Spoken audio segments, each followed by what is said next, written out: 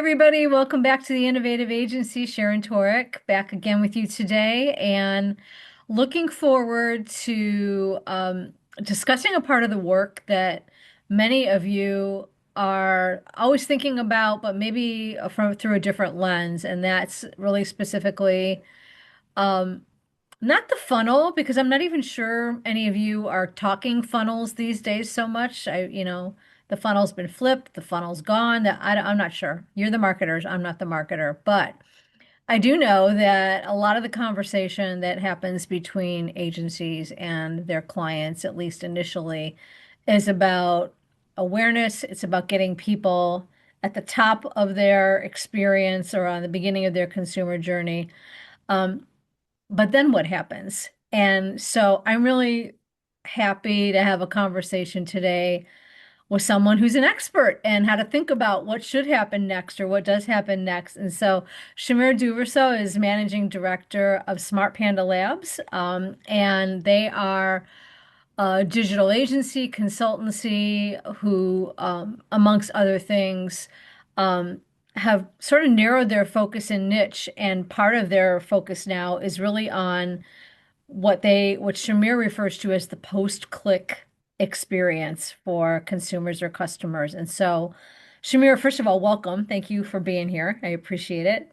Thank you so much, Sharon. I'm so happy to be here, and thank you for getting the chance to be on a great show. Really enjoyed kind of getting to learn about the show just in preparation for this. So, doing a great job here for our peers in the agency world. So, really appreciate that. Well, thank you. I have a lot of fun and have a lot of great conversations. So I'm a pretty lucky lady in that regard. So let's maybe do some level setting here for a moment. What do we mean, or what do you mean when you talk about the post-click experience? And what do you think your agency peers should understand about it and how to talk to their clients about it? Yeah, great question. So when we talk about the post-click experience, we mean it pretty literally, right? So we think about advertising and we think about the importance of advertising and how we measure click-through rate, right? How many people are clicking on the ads. And a lot of times we go from click-through rate, and then the next metric we look at is actual sales or conversions. And it's funny that we make such a dramatic leap because there's so much that happens between someone clicking on the ad and someone actually putting in their credit card and saying submit.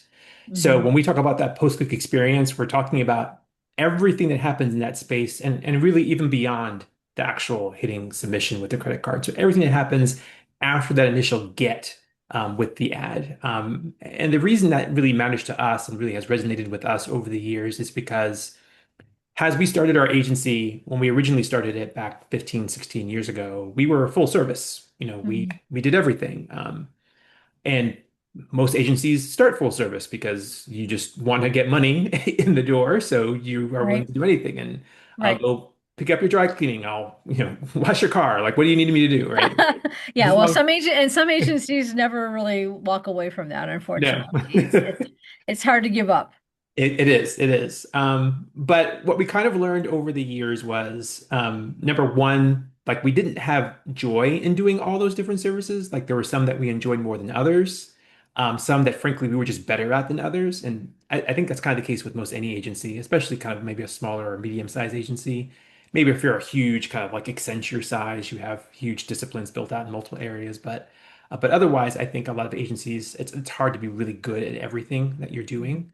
So when we kind of looked at that more honestly at ourselves, we kind of said, well, what's the part that we enjoy? What's the part that we're good at? And we realized it was the post-click experience. And we enjoyed being in that space because what we realized, came to really see was even though it's so easy to get enamored with the advertising, and I think Meta and Google and LinkedIn to do a great job getting you enamored with the advertising and kind of what they do, when you really kind of boil it down, people spend seconds interacting with an ad or even like a search result. Then they click on it, and now they're spending all their time on the landing page and on the website, and they're going through the product information and they're reading reviews and they're navigating around, maybe searching for different products. And if it's a really complex kind of purchase, maybe they're bouncing around to different websites and they're coming back to your website again. And maybe they're signing up for your emails because they're looking for specials or they need to be nurtured, right? So all those things that happen post-click, that's where the majority of people's time is spent. And yet it tends to be we spend the majority of our time as marketers and the majority of money, our clients' money, on what happens with the advertising and the click. And that Hmm. doesn't really kind of make sense. Like, so people are spending their time here, but we're spending all the money here that, like, Hmm. that seems to be like an imbalance, right? So Right. when we started really thinking about that, we kind of say, hey, look, we feel like this part of the experience is does not get the focus, doesn't get the love it should. This is the part that we enjoy. This is the part that we feel like we're better at and good at. So we kind of sunset our services around SEO, around paid media, and all those kind of more traffic driving initiatives, and we just focused on what happened after the click. Okay. That makes sense. I'm wondering, I have so many questions for you about how how marketers can do this well Mhm. and the very, very many opportunities they have to get this wrong, which is probably why it's not part of the discipline that's as enjoyed as much as lead generation or right? Because there's so many ways, there's so many holes in the bucket to Yep, potentially plug, right? absolutely. After you've got some awareness or some exposure. So I guess the first thing I want to ask you is your point of view on does your approach to sort of the post-click customer journey differ if it's a B2C end audience versus a B2B end audience? Or do you pretty much approach those sorts of end customers the same way on behalf of your brand clients?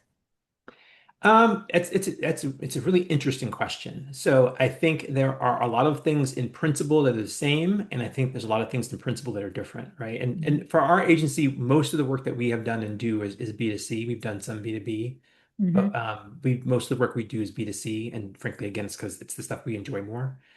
Um, Fundamentally speaking, I think it was Seth Godin who said it, that Seth Godin, I don't remember. He kind of said, B2B is the same as B2C. It's just you're using someone else's wallet, right? And fundamentally speaking, that's true. But when the money's coming out of your wallet, it's a lot different than when the money's coming out of someone else's wallet, All right? right. Like that the risk that's involved, the emotions that are involved are a lot different. Just because you're going kind of two different places. Like it's one thing to say like, hey, I want my boss to be happy, or I want my boss's boss to be happy, or whatever the case is versus like I'm actually taking money out of my account, right? I'm taking this money that I've saved up and I'm actually making this purchase and doing this thing. And maybe you have to get buy-in from your wife, which is a lot different, or your husband which is a lot different than getting buy-in from a boss or from a committee, right? So it's just like different emotions are involved in those experiences. So I think there are fundamentals that are the same. I mean, you still need to make things easy to use, like the user experience needs to be very clear. The Mm-hmm. value proposition needs to be very clear, right? So I think there are fundamental things that are the same, but I think behaviorally, how we kind of look at it from a psychological perspective, which is something that we try to spend a lot of time thinking about, I think those are where those things become a little different because you're just in a different mindset when it's a personal purchase versus a business purchase. Okay. So, in your experience, because you've spent a lot of time thinking about this on behalf of your brand clients, Mhm. what are some of the top missed opportunities that you consistently see um, to sort of create those effective buyer experiences after the click? I'm guessing you probably spot patterns after having done this for so many clients over a period of time. So, are there any common themes that you noticed where there's always holes in the bucket that need to be filled and that marketers overlook them? And what should we be on the watch for? Yeah, I think there's some high level ones and then there's some more tactical ones that tend to come to the surface a lot. On Mhm. a higher level, and you kind of alluded to it, right?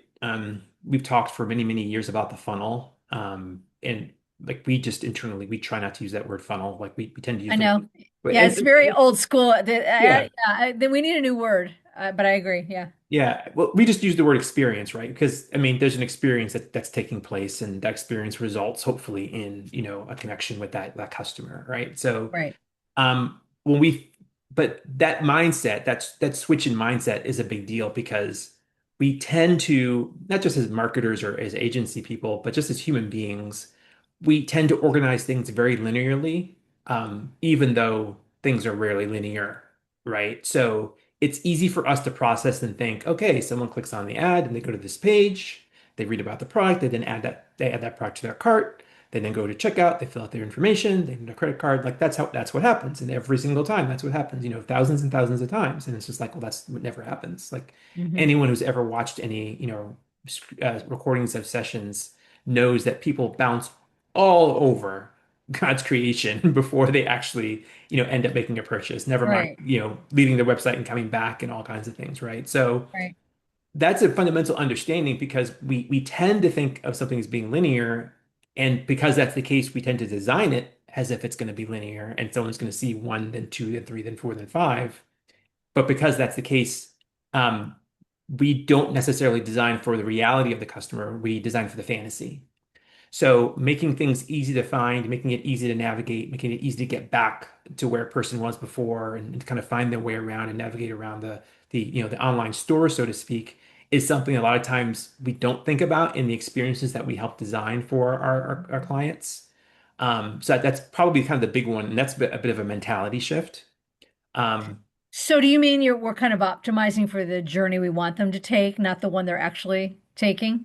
Exactly. Yeah. Okay. Or the journey we're assuming they're taking because Okay. it's the most direct line to kind of get there, right? They're not just And playing Candyland. They're jumping off the main pathway and looking through absolutely. trees and taking sliding boards and all that kind of stuff. Okay. Exactly, right. And that's right. It's not an insult to the people who are the end customers, right? It's just we're human and Yeah. oh, squirrel, like, Totally. We have no right? attention span whatsoever. Got it. Exactly. So you're Yeah. you're all over the place because life's all over the place, right? And you're getting distracted and you keep having to reset your experience and all Right. those things happen, right? So we have to take that into account. And you think about going into like a well-designed department store or even a supermarket that's super well laid out, right? Mhm. Some people will go into the supermarket and they know exactly what they want. And, I've been to the supermarket before and I'm making a beeline there. Others will start going up and down every single aisle. Some of them will skip a couple. Like people navigate differently, right? They kind of Mhm. navigate based on maybe the mood they're in or who they're with, or, are they in a rush? They're not in a rush, right?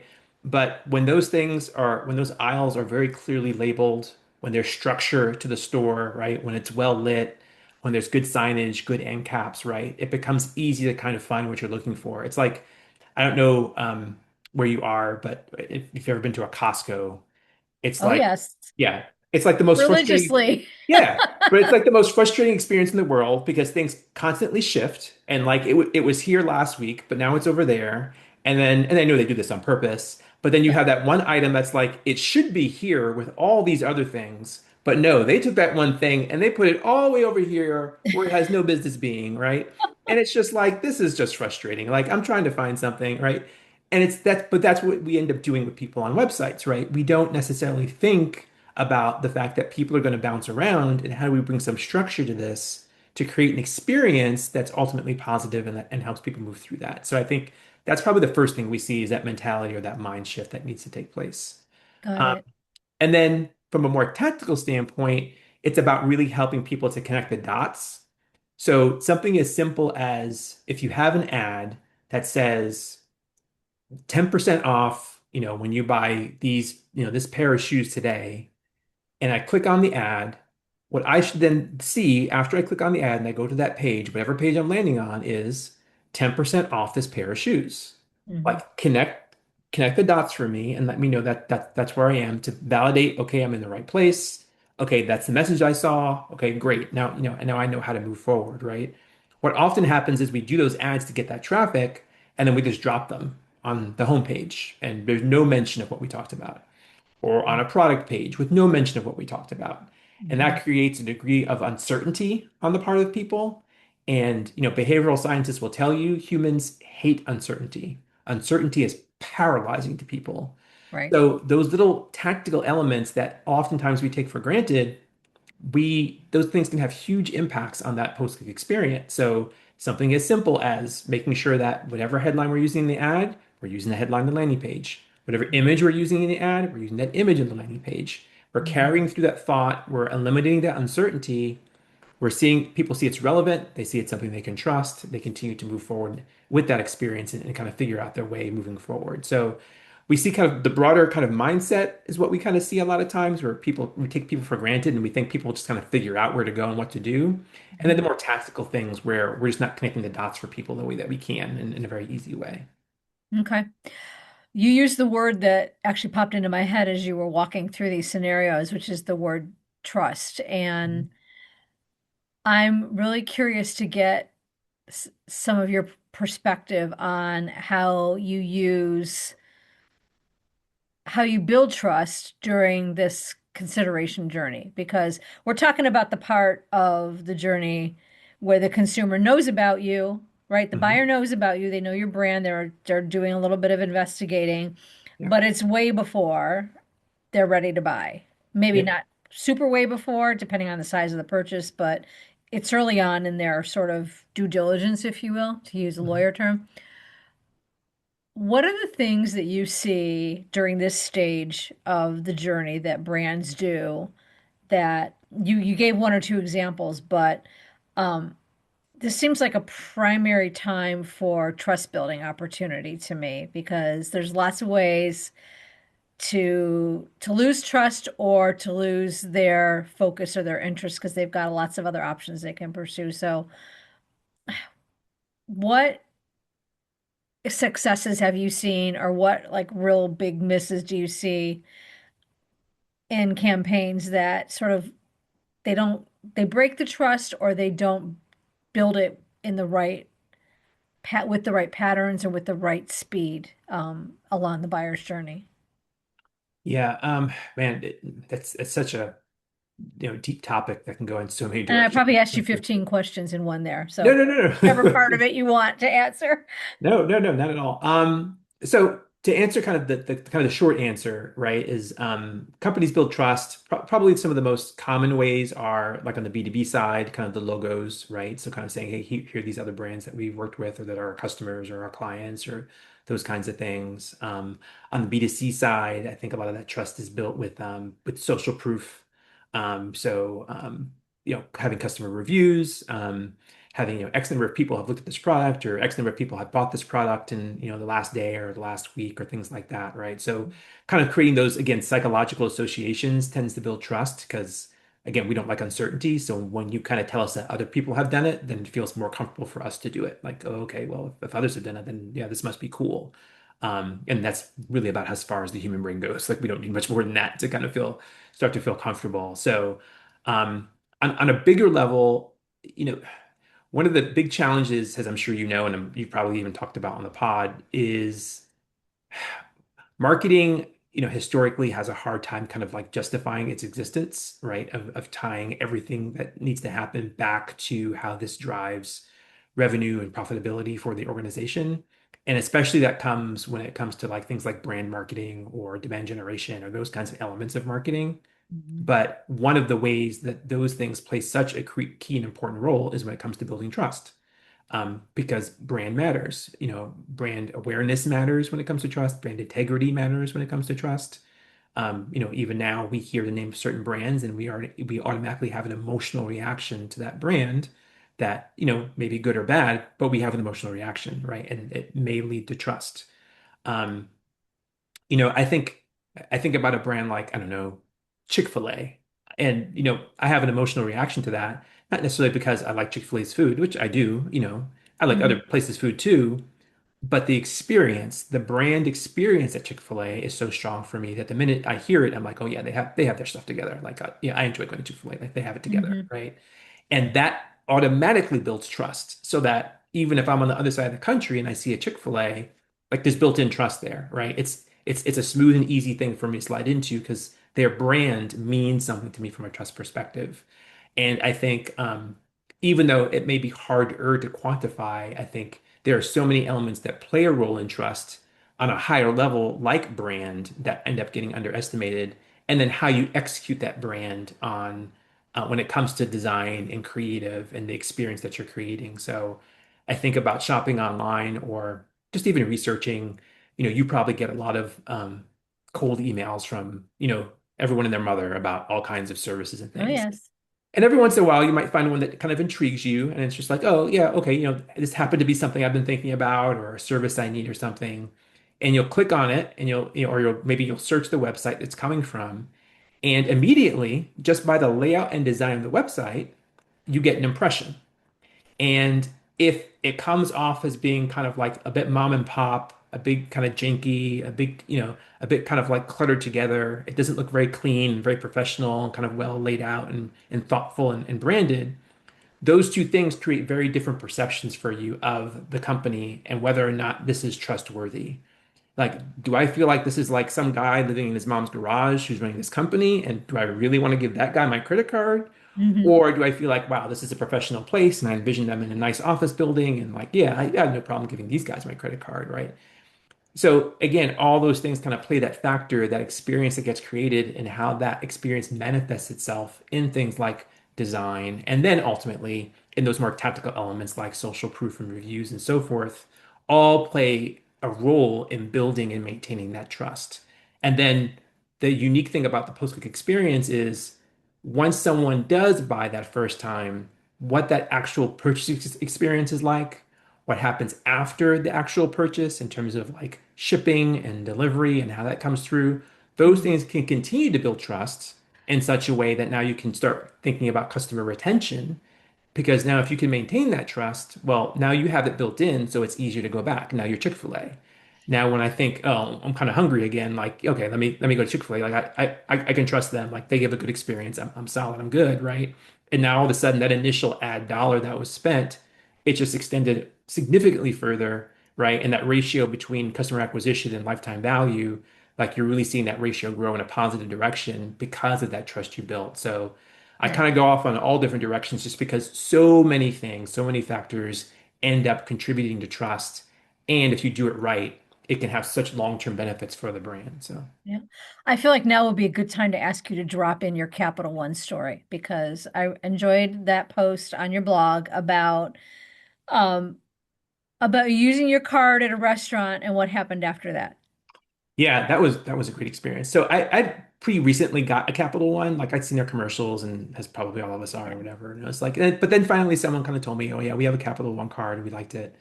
So we're like, all right. So my wife and I, we signed up for one. So we're in a restaurant and I can't remember the exact details, but I think we had like a gift card or something for the restaurant. Hmm. So, sometimes you have a gift card, but you spend more than the gift card covers. So I'm making up the numbers, but let's say we spent $100 at the restaurant and the gift card was like for like $80. Hmm. So our bill was only $20, but because I'm not a jerk, I gave the tip based on the $100, Yeah, right? yeah, yeah. So using that easy math, right? Let's say I give 20% tip, $100, $20. Well, the bill was $20. So it was like $20 for the bill, $20 tip. So it looked like I gave 100% tip, Yeah, right? Just pure math. yeah. So Capital One has this automation built in as part of their post-click experience, right? Where they flagged that and they sent me an email, and it might have even been a text, but definitely an email that said, hey, we noticed that you just had this bill. It was $20. You gave a $20 tip. You gave a 100% tip. That's a Hmm. bit unusual. Is this legit? Yeah. Now, I love that for so many reasons. So, first of all, I love the fact that they had the thoughtfulness to put in this automation, right? But Right. I even love the way they positioned it because it wasn't like, oh yeah, we blocked that charge. It was just like, hey, we're not sure if this is right or wrong. Yeah. If We're not judging, but right, exactly. Like we don't know your business. Like we weren't there with you, right? Right? If it's right, then you're cool and we're yeah. cool and whatever. But if it's Yeah. wrong, click this link and we'll open up an investigation because this may be some fraud, right? Right, right, So right. I love them being proactive about that, right? And what did that do?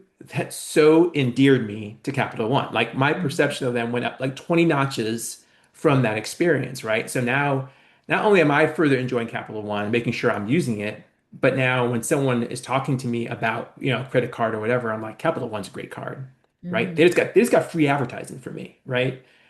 Right. And my word of mouth to a friend or a neighbor is worth far more than any number of Samuel L. Jackson, commercials or Jennifer Garner Right. commercials that anyone's ever going to see because it's like, it's a personal thing, right? Right. So yeah, a great example of how, a brand really built a relationship with me and made themselves more trustworthy to me because of what they did in a very technical way in that post-click experience and how they positioned it. Yeah, and I'm a big fan of translating examples like that into things that agencies of any size or scale could do for brands of any size or scale. So, Mhm. if you're an agency who doesn't have Capital One or, Amex as a client, think about how you can create some post-click client or prospect experiences that sort of really make the customer or potential customer feel special or and use your imagination about what those might be. One of the other things I wanted to ask you about is, so we've talked a little bit about opportunities missed and how to capture um, some good post-click vibes, if you will. But one thing that slows businesses down or causes them stress is when the buying cycle, um, for either, especially for big ticket purchases on the B2C side or Mhm. for all B2B purchases. As a matter of fact, agencies suffered from this Mhm. a lot over the last couple of years. It's just taking buyers longer to decide to buy or not to buy. Yep. And I'm wondering if you have any perspective on the journey through the considerations and how we can shorten it or speed it up, or if you've seen any successful examples about how you can get people to make their decisions faster so that the relationship progresses at a quicker pace. Yeah, for sure. I think a couple of things that we've seen that we kind of think are like super key when you kind of start thinking about that experience. So one is you got to kind of meet people where they're at and kind of understand like what is the appropriate call to action for a person depending on kind of where they're what stage they are in that customer journey, right? So if someone is at an awareness kind of top of the funnel, Hmm. kind of stage, right? Then kind Hmm. of asking them to purchase probably isn't reasonable. That that they're not ready to do that, right? But it might be more reasonable to say, hey, can we get your email? Right? So that understanding that is super helpful because once you get that email, they've given you a world of opportunity. They've given you the ability to not push messaging to them. They've given you the ability to, at least to some degree, if not to a great degree, at least to some degree, to begin to personalize that experience for them, right? Hmm. So now all of a sudden, they're giving you something that you can use to kind of narrow their focus and kind of say, okay, now what do I know about Sharon, right? And what do I know about her experience? And what do I know about the pages that she's looked at or what she's searched for and so forth. So now I can give Sharon more relevant information, right? Which makes it easier for her to be able to make a decision.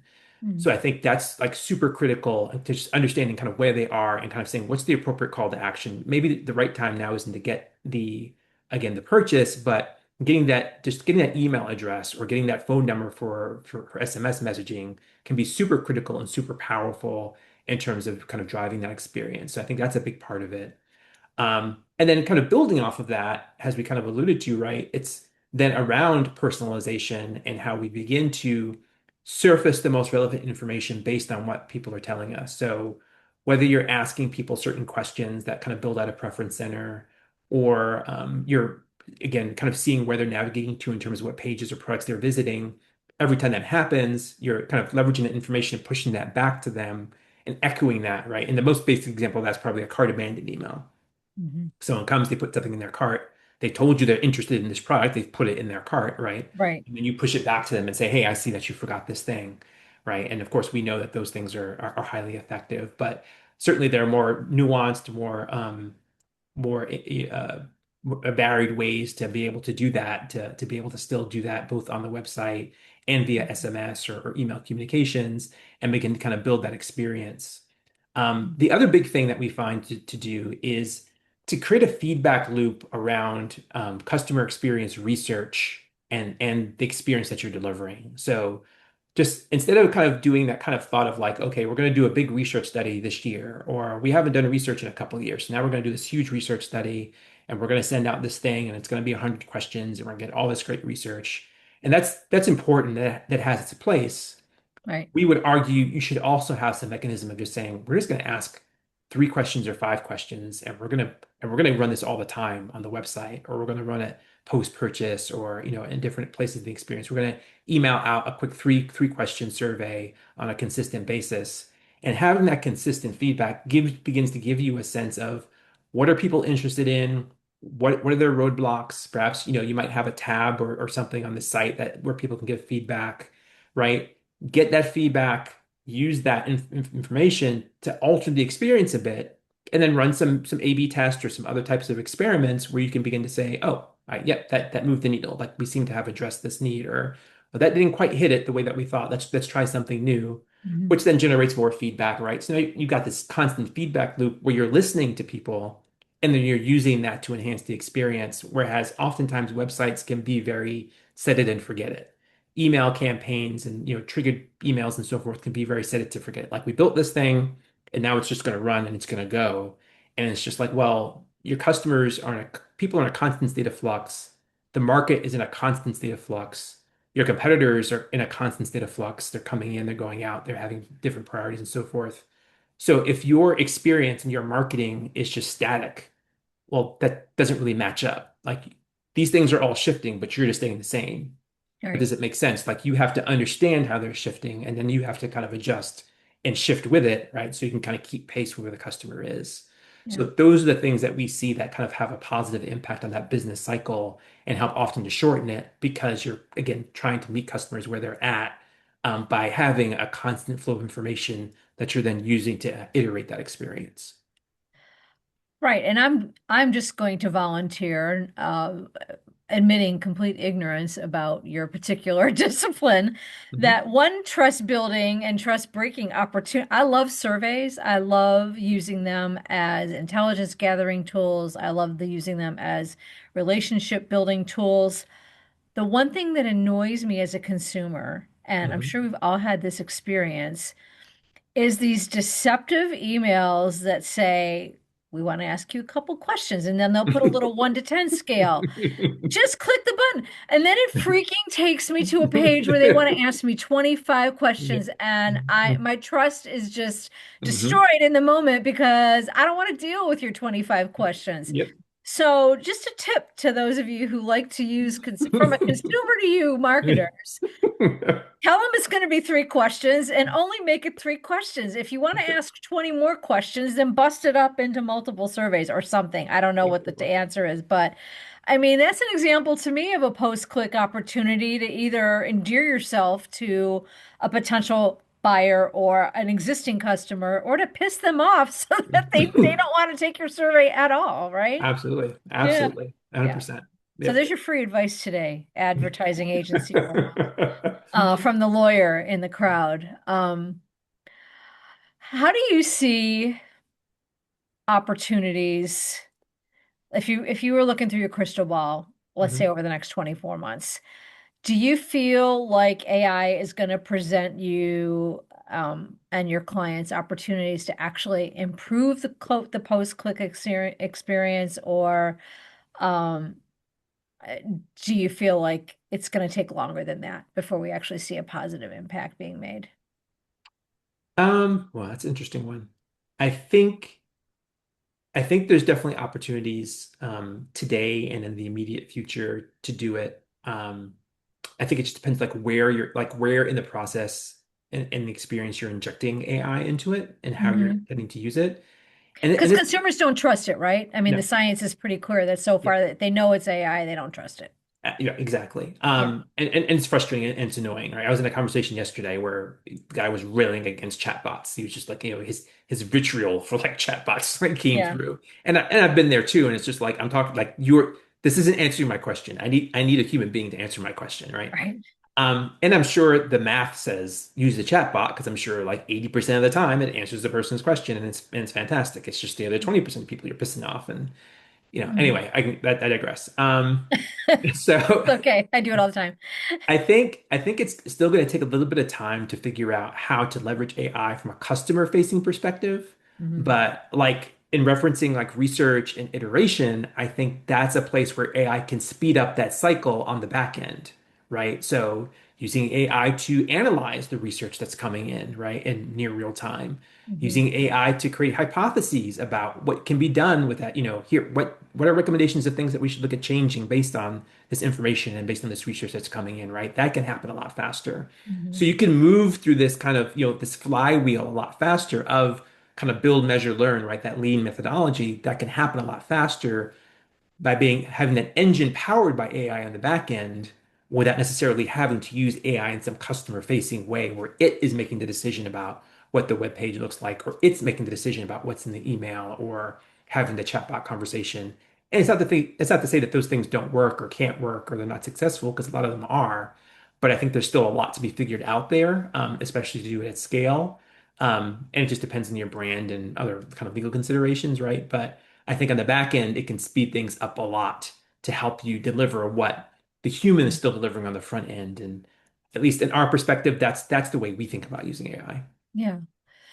Well, so much to think about, and all of this after you've already gotten some consumers' attention, which is what a lot of Yeah. agencies have to spend their time and energy on most of the day. And so, Shamir Duverseau, thank you so much for sharing your perspective on what we do after the click and how we continue to improve the client journey and maybe shorten it a little bit between, them clicking and them buying from our client's brand. So if agencies want to learn more about the work that Smart Panda does and or to connect with you, what are some of the best places for them to do that?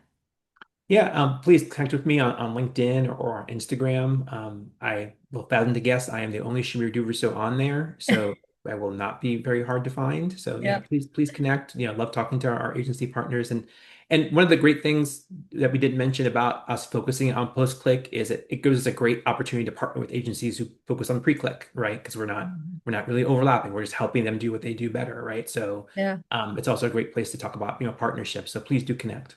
Yeah, I do love a good agency strategic alliance. It's Mhm. definitely a way to scale for both agencies while doing what they do best. So, Shamir, thank you so much for spending your time today on Innovative Agency and sharing your perspective. Greatly appreciated.